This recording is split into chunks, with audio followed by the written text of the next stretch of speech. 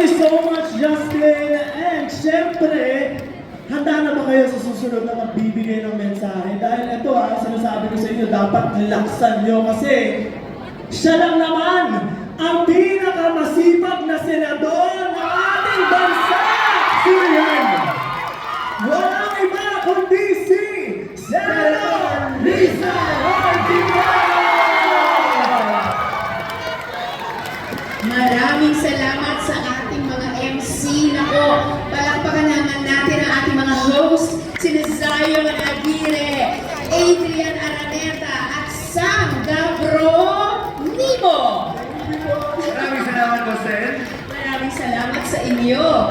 Pagbati rin po, hayaan niyo po akong batiin yung ating mga pinuno at ang ating mga organisasyon na magkakasama tayo dito ngayong umaga. Of course, ang seatmate ko, si Attorney Chel Jongno ng Akbayan Party List, Justine Balane ng Akbayan Party List, ang dati ko nang kasama sa Senado at babalik muli, Senador Kiko Pangilinan!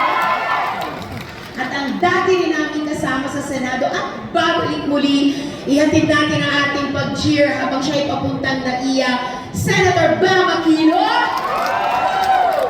Gayun din, kina Alex Medina, Yan Cambe, Kapitan Jaja San Jose, at yung buong Barangay Council ng Barangay Hulo. Pa naman po natin, ating LGU officials, ang Barangay Hulo Solo Parents. Woo! Mga kapwa solo moms at mga solo dads din dyan. Ang Akbayan Makati at Taguig, ang Akbayan Mandaluyong, okay lang palakpakan yung party namin. Ang RPC Mandaluyong, palakpakan natin. Youth for Levy Mandaluyong. Bayani Negosyo Community Organization.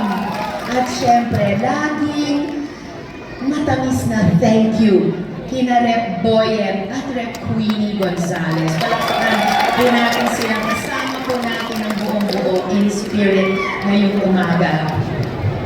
So, muli magandang araw at magandang buhay at taus-pusong pagbati sa bawat mamamayan at lahat ng mamamayan ng makasaysayan at maunlad na lungsod ng Mandaluyong. Lapakan po natin kayo. Maraming salamat sa napakainit ninyong pagtanggap sa aming lahat. Malapit talaga sa puso ko ang Mandaluyong dahil na rin sa inyong paniniwala at pagmamahal, lalo na po nung eleksyon noong 2022. Salamat po at mahal ko po kayo. At ako po ay narito muli ngayong umaga upang hingin po sa inyo, please, ibalik po natin sa Senado ang mga masisipag, matatalino, at kampiyon ng masa na mga kakampi natin. Sina Senador Kiko Pangilinan at Senador Bam Aquino.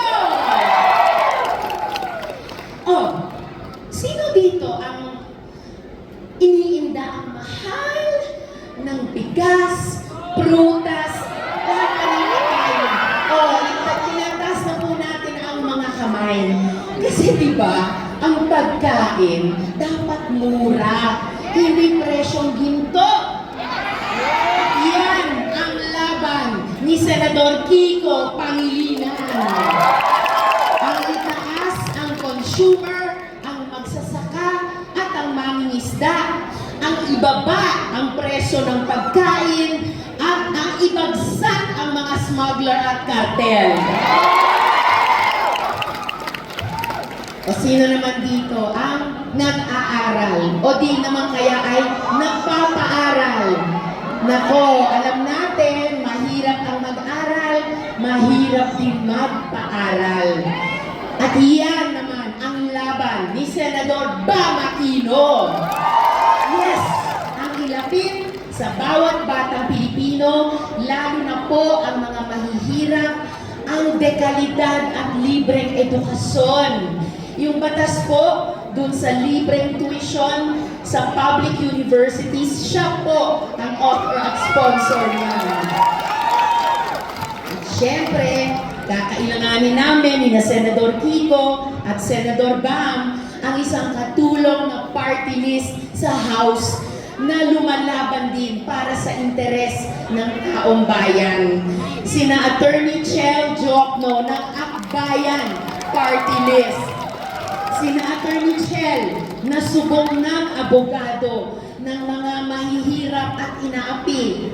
Ang Akbayan Party List na subok na rin sa pagtulong sa ating mga kababayan, sa mga kabataan, at sa lahat po ng nangangailangan.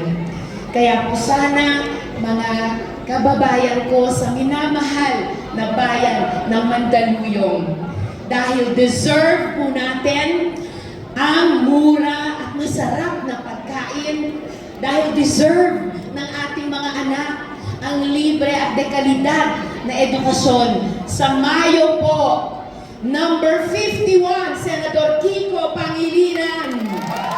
At number 5, si Senador Bam Aquino. Sila po sa Senado. At sa party list, ang Akbayan Party List ni na Senador Attorney Chel Jokno, number 51. Pagtulungan po natin iyan.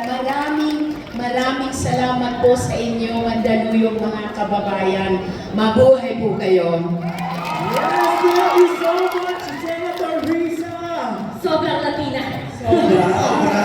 Siyempre, mana tayong lahat, di ba? Oh. Ngayon naman, syempre napakagandang mensahe ngayon. Pakinggan naman